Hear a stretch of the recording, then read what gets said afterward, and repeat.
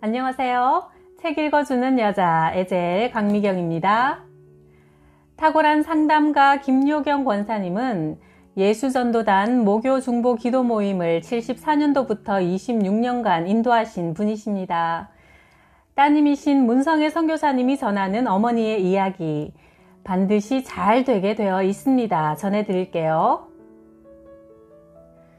어머니는 상담을 많이 하셨는데 한 사람을 이해하고 돕는 데 최선을 다하셨고 어떤 이야기를 들어도 놀라는 적이 없으셨다. 어머니가 가진 생각은 인간은 다 약하다는 사실이었다. 결코 아무도 정죄하지 않으셨고 가르치려 들지도 않으셨다. 배우자의 부정에 관한 주제에서는 어머니는 상당히 관대한 편이셨다. 사람이 나빠서 그 일을 저지르는 게 아니야. 약해서 그러는 거지. 다른 죄보다 더 심각한 것도 아니야. 마음으로 생각하는 것도 간음이라고 하셨는데 하나님께는 드러난 죄나 숨어있는 죄나 마찬가지인 게야. 그리고 자매님이 기도하고 있잖아. 하나님께서 꼭 변화시켜 주실 테니 우리 조금만 더 기도하고 기다려요. 미친 아들 하나 있다고 생각해. 아들이 그런다고 버리겠어? 어머니가 말씀을 마치실 때면 울던 여자들은 웃음을 터뜨리기까지 했다. 그러나 이런 이슈에서는 무진장 고전적이고 보수적인 입장을 나타내셨던 어머니도 배우자의 폭력 문제에서는 강경 진보 입장을 취하셨다. 폭력에는 두 가지 방법밖에는 없어. 죽기까지 싸우고 대항해서 초전에 이기든지 아니면 이혼은 안 하더라도 별거 해요 하고 권하셨다. 어머니가 만난 수많은 매 맞고 사는 여자들의 결국은 온몸과 정신이 만신창이가 되어 말년에 엄청난 고생을 했기 때문이다. 그중 어떤 사람은 결국 죽음에 이르기도 하는 것을 보신 후 내리신 결론이었다. 폭력으로부터 생명을 구하기 위한 헤어짐은 당연한 거라고 어머니는 단호히 말씀하셨다. 그런데 어떤 경우는 버릇처럼 우연히 시작될 수도 있기 때문에 신혼 초 남편이 폭력을 휘두르면 즉시 젖 먹던 힘까지 동원해서 맞서 싸워야 한다. 힘으로 안 되면 생명을 위협하지 않을 정도의 물건으로 맞고 공격해서 반드시 이겨야 한다고 가르치셨다. 그러면 얼떨결에 아내에게 손찌검을 했더라도 아내의 대항이 너무나 무서워 두 번은 하지 않을 수 있다는 의견이셨다. 이혼하기 싫으면 꼭 이겨라. 목사님들로부터도 절대 들을 수 없는 어머니의 철학이었다. 그래도 안 되면 별거를 해야 한다고 하셨다. 어머니에게 온 여자들 중에는 남편이 끌고 다니며 벽에 던져 머리와 얼굴뼈가 부러져 철사로 묶어놓고 사는 사람도 있었다. 그만큼 폭력은 무서운 것이고 이렇게 맞고 사는 사람들은 몸만 망가지는 게 아니라 영혼까지 깊은 상처를 입기 때문에 정 안 되겠다는 판단이 들면 빨리 그 폭력의 현장을 벗어나야 한다고 하셨다. 어떤 때는 맞고 사는 목사님 사모님도 어머니를 찾아오셨다. 어머니는 못 때리게 하세요. 목사님도 살리고 사모님과 자녀들도 살려면 같이 때리세요. 더 때리시고 꼭 이기세요. 못 이길 땐 헤어지세요. 맞아 죽어가면서까지 함께 사는 건 하나님의 뜻이 아닙니다. 이렇게 강경하게 대응하셨다. 난생 처음 남편에게 맞대응하라는 권사님의 이상한 충고에 얼떨떨해진 사모님은 결국 목사님의 나쁜 손버릇을 끝내게 하신 적도 있다. 어머니의 상담실에서 나오고 했던 또 하나의 철칙은 남편의 허물을 자식들 앞에서 들춰내지 말 것이었다. 특히 남편의 부정과 같은 치명적인 허물은 자식들에게 큰 상처가 되기 때문에 할 수만 있으면 아내가 혼자만 알고 해결하라고 하셨다. 어머니가 가정회복 세미나를 인도하실 때마다 누누이 강조하시던 말씀이다. 좋은 상담자나 신뢰할 만한 사람을 제외하고는 남편의 허물을 절대 나누지 마세요. 아이들을 위해서 참으세요. 그래서인지 우리 형제들은 아버지의 허물을 잘 모른다. 어머니는 한 번도 우리 앞에서 아버지의 허물을 들춰내신 일이 없으셨다. 옛날에 가끔 두 분이 다투실 때면 꼭 전축 같은 것을 크게 틀어놓아 그 내용을 알 수가 없었다. 아이들이 부모에 대해 긍정적인 기억을 갖는 것은 하나님을 믿는 신앙생활에도 너무나 중요하다는 사실을 어머니는 아셨다. 이처럼 수없이 많은 불행한 사연을 가진 여인들에게 어머니는 친정 어머니 같은 친구요 상담자셨다. 비밀, 절대, 보장. 한 번은 어머니가 내 가까운 친구를 상담하신 적이 있었다. 내가 궁금해서 아무리 여쭤봐도 어머니는 절대 가르쳐주지 않으셨다. 네 얘기 다른 사람에게 하면 좋겠니? 그게 대답이었다. 카톨릭 신자였던 미영 자매님은 자궁암 말기로 가족들이 영정사진까지 마련했지만 어머니의 기도를 통해 주님께서 기적적으로 역사하셔서 회복되었다. 그 후 그 자매님은 어머니를 도와 오랫동안 기도 모임에 나와 봉사했다. 천주교식 이름을 가진 그 자매님은 기도 모임에서 은혜를 체험한 후 예전처럼 묵주로 마리아께 기도를 드렸는데 꿈에 마리아가 나와서 이제는 주님께 직접 기도를 드리도록 하라는 말씀을 했다는 에피소드도 있었다. 성령께서 중보자가 되시니 누구든지 직접 주님께 기도할 수 있다는 가르침을 자비로운 주님께서는 친히 그 자매가 이해할 수 있는 방법으로 일깨워 주신 것이다. 그 후 변화를 받은 자매님의 맏아들은 어머니의 영향으로 주님을 영접하고 예수 전도단에서 제자 훈련을 받은 후 주님을 섬기고 있다. 어머니에게 와서 늘 상담하던 어떤 중년 부인이 있었는데 병이 깊기도 했지만 얼굴이 특히 어두웠던 분이다. 어느 날 어머니는 그분에게 말했다. 제가 이런 말 하는 것을 용서하세요. 하나님께서 제 마음에 말씀하셨는데 자매님이 남편을 용서해야만 주님께로 가까이 갈 수 있다고 하시네요. 그러자 갑자기 온순하던 부인이 무서운 얼굴로 용서라고요? 저는 남편을 죽도록 미워하고 저주하다가 죽어서도 귀신이 돼서 남편을 잡아갈 거예요. 그런데 용서하라고요? 어머니는 가끔 주님께서 강력한 느낌이 떠오르게 하시는데 사실 순종하고 말하는 데는 많은 용기가 필요하다고 하셨다. 이 부인은 예수님을 알고 싶어 했는데 그동안 뭔가 계속 방해가 되어 어머니가 그 이유를 찾고 있었다. 이제 이유를 안 어머니는 본격적으로 작업을 시작하셨다. 우리는 다 죽어요. 병으로 죽지 않아도 결국은 모두가 죽어서 하나님의 심판대 앞에 서지요. 예수님을 구주로 영접한 사람은 구원을 얻어 천국에 가고 그렇지 않은 사람은 지옥에 가게 됩니다. 그런데 예수님을 영접하기 위해서는 우리에게 상처를 준 모든 사람을 먼저 용서해야 해요. 그래야 우리 죄를 주님께서 용서해 주실 수 있기 때문이죠. 남편을 위해서가 아니라 자매님을 위해서 용서를 해야 합니다. 어머니의 사랑의 설득이 시작되었고 얼마 후 눈물 범벅이 된 부인은 가슴에 묻어둔 한스러운 이야기를 쏟아놓았다. 평생을 좋은 가장이라 믿었던 남편이 어느 날 아내에게 어려운 부탁이 있다고 하면서 말했다. 제일 친한 친구가 세상을 떠났는데 그 자식을 내 호적에 올려서 돌봐주고 싶어. 그래서 그렇게 해주었는데 나중에 알고 보니 남편이 자기 모르게 바람을 피워 낳은 자식이었던 것이다. 배신감에 부들부들 떨며 용서를 비는 남편을 쫓아내 이혼했고 그때부터 이를 갈며 남편을 미워했다는 이야기였다. 어머니는 부인에게 남편이 처음부터 의도적으로 부인을 속이려고 한 것은 아닐 거예요. 남편은 아내인 자매님을 사랑했을 거예요. 그런데 사람은 다 약해요. 어느 순간 자기도 모르게 그런 일에 끌려 들어갈 수도 있는 거예요. 용서해달라고 빌었다면서요. 사랑하니까 부인과 같이 살고 싶어서 그랬을 텐데 이제 그만 용서해 주세요. 그러면 두 분 다 평안을 누릴 수 있을 거예요. 어머니가 말씀을 마치자 그 부인이 말했다. 얼굴을 봐야 용서한다고 말해줄 거 아니에요. 안 본 지 오랜 세월이 지나서 어디 사는지도 몰라요. 그때 갑자기 어머니의 입에서 내일 자매님 남편이 이곳에 올 겁니다. 오면 눈 딱 감고 용서합니다. 사랑해요. 그 말만 하세요. 내일 하나님께서 자매님 남편을 보내주실 겁니다. 어머니는 가슴이 쿵쿵 뛰면서 아이고 내가 왜 이런 말을 하고 있나? 주님 도와주세요 하셨다. 사실 그 다음 날은 그 부인이 수술을 받는 날이었다. 어머니는 밤새 가슴을 조이며 걱정하셨다. 성령님이 강한 감동을 주셔서 말을 하긴 했지만 만일 잘못 들은 거라면 하나님의 영광을 가리울 텐데.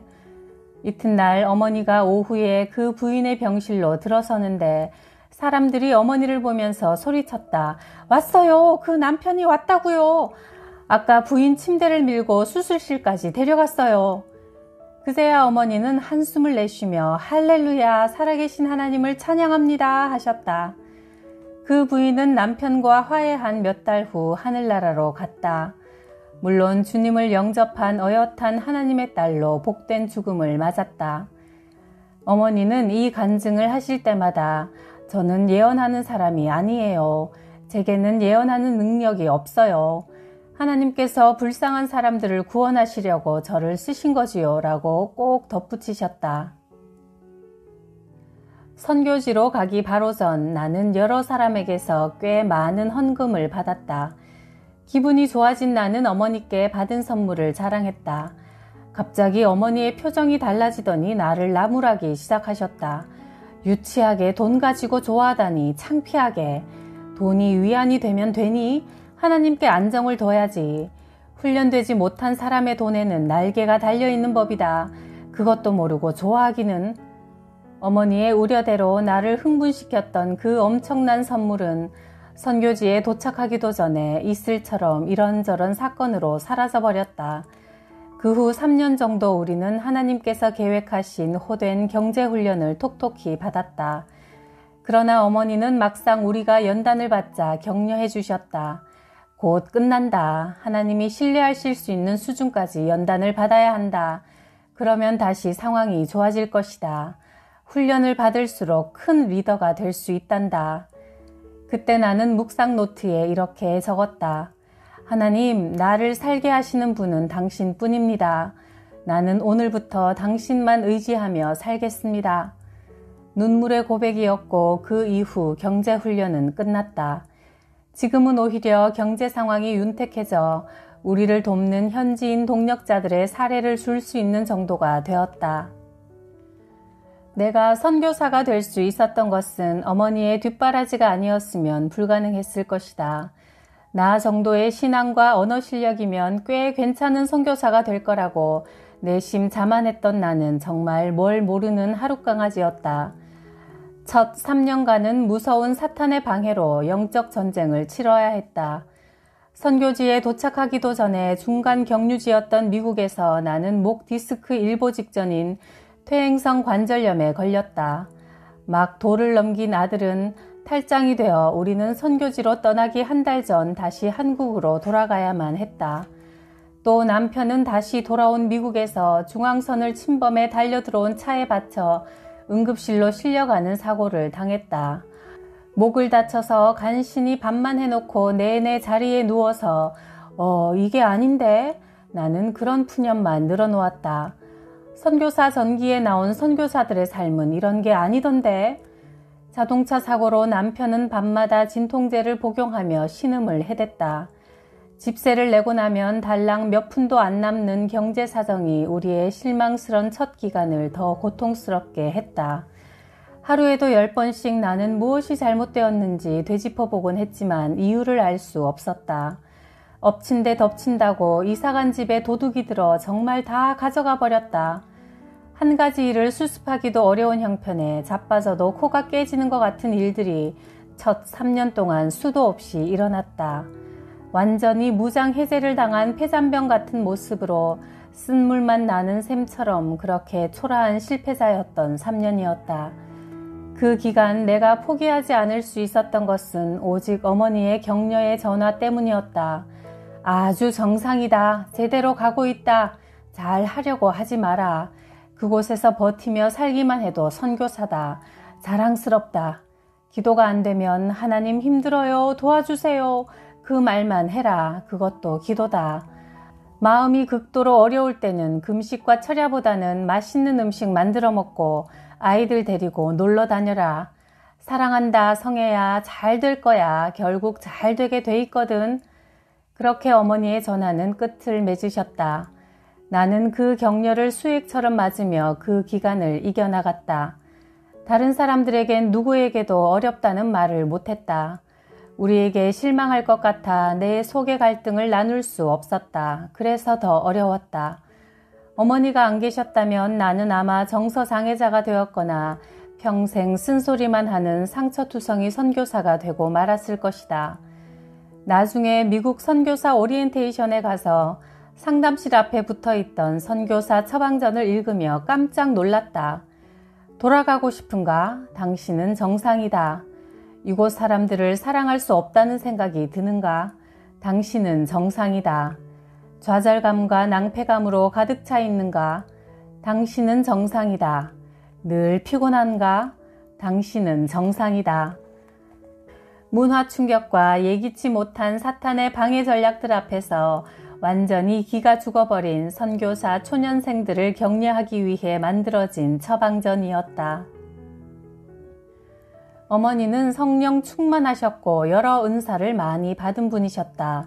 그러나 절대 은사를 남용하거나 남에게 무례하게 영적인 행동을 강요한 적이 없다.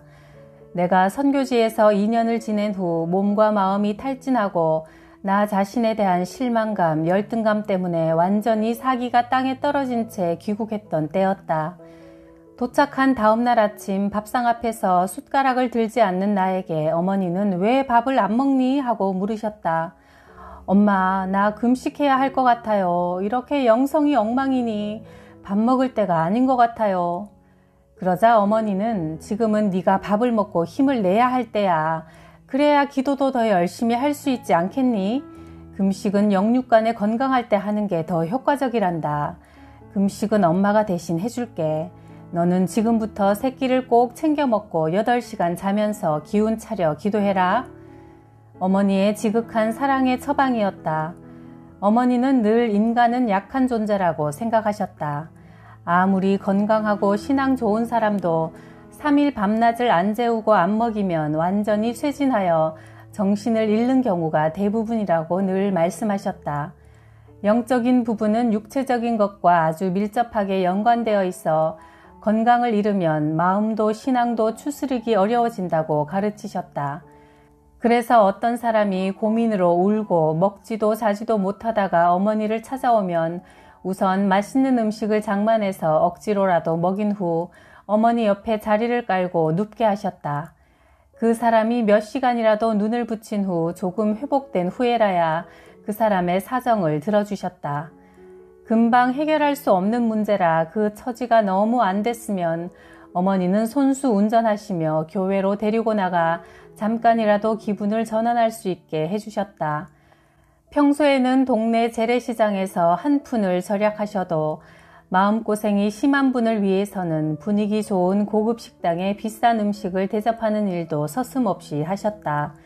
돈은 사람을 위해 있는 것이며 돈은 이럴 때 써야 한다고 하시면서 잘 될 거야. 무조건 잘 될 거야. 하나님이 살아계시고 자매님을 사랑하시니까 결국은 잘 되게 돼 있어. 기도하는 사람은 절대 망하지 않아. 걱정 말고 우선은 잘 먹고 자고 기운을 차려요. 그 다음에 기도하면 하나님이 길을 보여주실 거야. 그것이 하나님의 뜻이야. 처음엔 기대했던 처방과 사뭇 다른 지시에 어머니를 찾아온 사람들이 당황하기도 했지만 그들은 어린아이처럼 어머니 옆에서 먹고 자고 울고 그렇게 며칠을 보낸 후 점점 몸과 마음의 건강을 되찾곤 했다. 그런 후 어머니는 문제의 핵심을 말해주시면서 지혜로운 의견을 전해주셨다. 사랑하는 그대, 잘 먹고 잘 자고 기운 나면 찬양하고 기도하기야. 알았지? 힘들면 언제든 나한테 전화하고 찾아와도 돼. 그렇게 한바탕 울고 김치찌개에 밥 한 그릇 뚝딱 비우고 커피 한 잔까지 하면 그날 상담 사역은 성공적으로 끝나고 어머니의 진한 포옹을 받으며 문을 나서는 사람들의 뒷모습은 가볍기만 했다. 나는 어머니의 사랑의 처방 때문에 정신과 치료를 받던 사람들조차 점점 회복되는 것을 많이 보았다. 너희 걱정을 모두 하나님께 맡겨버려라. 하나님께서 너희를 돌보고 계신다. 베드로전서 5장 7절 말씀. 걱정 있으신 분들 먼저 맛있는 거 많이 드시고 푹 주무시고 힘나면 기도하세요. 하나님께서 길을 보여주실 것이고 결국은 잘 되게 되어 있습니다. 구독, 좋아요, 댓글로 저를 기쁘게 해주셔서 감사해요.